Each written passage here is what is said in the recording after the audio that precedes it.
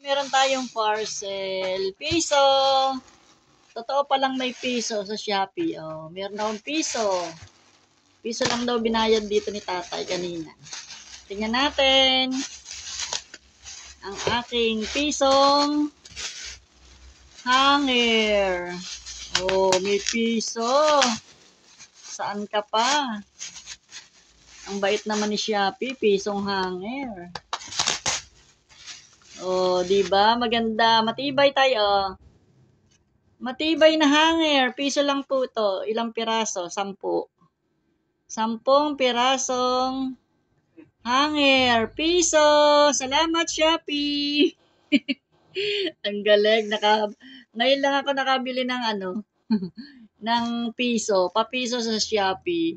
Ayan o, ganda. Matibay siya. Nadagdagan ng aking hanger.